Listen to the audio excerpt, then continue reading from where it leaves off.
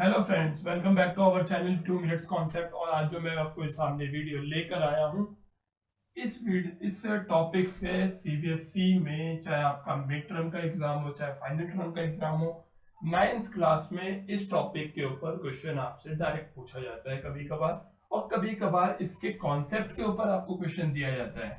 आज का टॉपिक है हमारा इवेपोरेशन। इवेपोरेशन बोलते हैं इसको, वेपराइजेशन भी बोलते हैं। ये होता क्या है इवेपोरेशन? तो इसकी डेफिनेशन बहुत ही छोटी सिंपल है, पहले समझने के लिए आप याद कर लीजिए। इवेपोरेशन एक ऐसी प्रक्रिया होती है, एक ऐसा प्रोसेस होता है जिसमें आपका liquid substance, liquid matter convert होता है गैस के फॉर्म में। Evaporation is the process in which liquid matter converted into the gas state.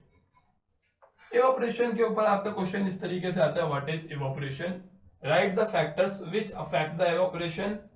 Right, छोटा सा क्वेश्चन आएगा और इसी को आपको आंसर लिखना पड़ेगा 3 नंबर में। वाष्पीकरण क्या होता है, वाष्पीकरण को प्रभावित करने वाले कारक कौन से होते हैं। तो मैंने जैसा कि कहा, वाष्पीकरण एक प्रोसेस होती है, एक प्रक्रिया होती है जिसमें कोई तरल पदार्थ गैस पदार्थ में परिवर्तित हो जाता है। वाष्पीकरण को प्रभावित करने वाले 4 कारक होते हैं। पहला, सरफेस एरिया यानी कि सतह का क्षेत्रफल। दोस्तों, आपको पता ही होगा कि अगर आप चाय पीते हैं, अगर आप चाय को कप में रखें और चाय को प्लेट में रखें, तो आपको पता होगा कि कप वाली चाय देर में ठंडी होती है जबकि प्लेट वाली चाय जल्दी ठंडी हो जाती है। ऐसा क्यों होता है? क्योंकि कप का क्षेत्रफल कम होता है और प्लेट का क्षेत्रफल ज्यादा होता है। तो क्षेत्रफल ज्यादा होने की वजह से वाष्पीकरण ज्यादा होता है।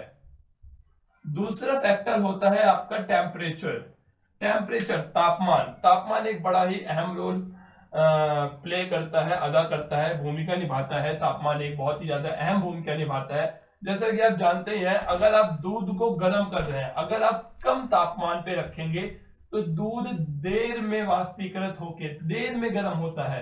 वहीं पे अगर आप दूध का टेम्परेचर, तापमान बढ़ा देते हैं अपना, जो उससे वो गर्म होगा, तो दूध जल्दी गर्म हो जाता है। सेम केस जो है पानी के केस में भी होता है। 100 डिग्री आप जो है गैस तेज कर दीजिए, पानी फटाफट गर्म हो जाता है। गैस धीरे रखिए, पानी देर में गर्म होता है। तो तापमान बढ़ाने से भी वाष्पीकरण बढ़ता है।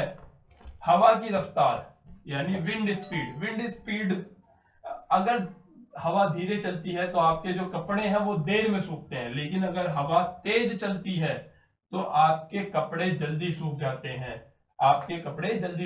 हैं। तो हवा भी एक इंपॉर्टेंट फैक्टर है जो कि तापमान एवापोरेशन को प्रभावित करती है। चौथा फैक्टर है ह्यूमिडिटी। दोस्तों, इन सब के बढ़ने से, इसके बढ़ने से, इस चीज के बढ़ने से और इस चीज के, सरफेस एरिया सतह का क्षेत्रफल बढ़ने से, तापमान बढ़ने से, हवा की चाल बढ़ने से वाष्पीकरण बढ़ता है। लेकिन ह्यूमिडिटी एक ऐसा फैक्टर होता है जिसके बढ़ने पर वाष्पीकरण घटता है। आप जानते ही होंगे कि जब एक ऐसा डे जिसमें ह्यूमिडिटी बहुत ज्यादा होती है, उसमें हमें बहुत ज्यादा गर्मी लगती है, क्योंकि आसपास पानी के कण होते ही नहीं है जो वाष्प में परिवर्तित हो सके।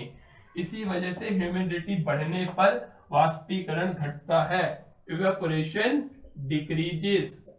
अच्छा दोस्तों, ये इवेपोरेशन से फायदा क्या होता है?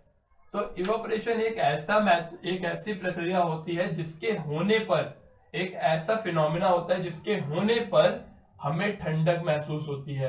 आपने जनरली देखा होगा कि गर्मियों में छत पर पानी छिड़का जाता है, या फिर जो है गर्मियों में हमें सूती कपड़े पहनने चाहिए, या फिर जो मिट्टी का घड़ा होता है बिना उसको ठंडा किए उसमें पानी ठंडा रहता है घंटों तक। या फिर जो है, जो आपने देखा होगा कि गर्म खाने की खुशबू जो है दूर तक फैल जाती है। ये सभी के सभी वाष्पीकरण से रिलेटेड होते हैं, क्योंकि एवोपरेशन ज्यादा होगा तो हमें ठंडक भी ज्यादा मिलती है।